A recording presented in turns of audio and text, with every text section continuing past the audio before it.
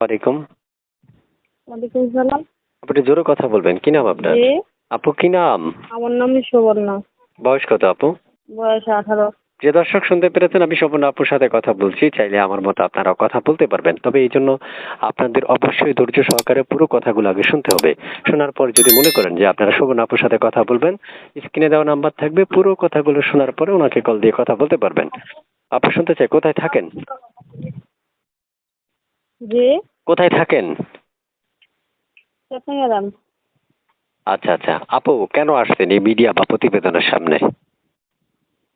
ভিডিওতে আসছে একটা ভালো মানুষ আছে, যদি কেউ পাশে দাঁড়ায় দায়িত্ব নেয়, ভালো লাগে, বিয়ে শাদী করবো।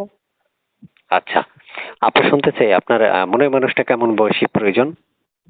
ভাইয়া যেরকমই হোক না কেন, যদি সময় দায়িত্ব নিতে পারে, পাশে দাঁড়াতে পারে, সেরকম একটা ভালো মনের মানুষ পাবে চলবে। প্রিয় দর্শক শুনতে পেরেছেন আমি যার সাথে কথা বলছি, উনি আসলে মনের মানুষ পাওয়ার জন্য আসছেন, ওনার নিজের মুখের কথা।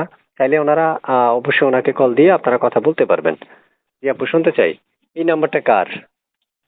জি ভাই, নাম্বারটা আমার। এই নাম্বারে সবসময় ফোন দিলে আপনাকে পাওয়া যাবে? জি, পাওয়া যাবে। আচ্ছা আচ্ছা। প্রিয় দর্শক শুনতে পেরেছেন আমি যে আপুর সাথে কথা বলছি, আমি নাম্বারটা দিয়ে রাখবো। আপনারা চাইলে আমার সাথে কথা বলতে পারবেন। আপু বাসায় কে কে আছে, বর্তমানে কি করেন? বাসাতে আম্মা আছে, ছোট একটা বোন আছে, বর্তমানে সেলাই কাজ করি। আচ্ছা আচ্ছা। প্রিয় দর্শকেরা ফোন দিলে কথা বলবেন? জি, বলবো। আচ্ছা আচ্ছা, প্রত্যেকটা কল রিসিভ করবেন আর প্রত্যেকটা মানুষের কথাগুলো শোনার চেষ্টা করবেন, ঠিক আছে? অবশ্যই।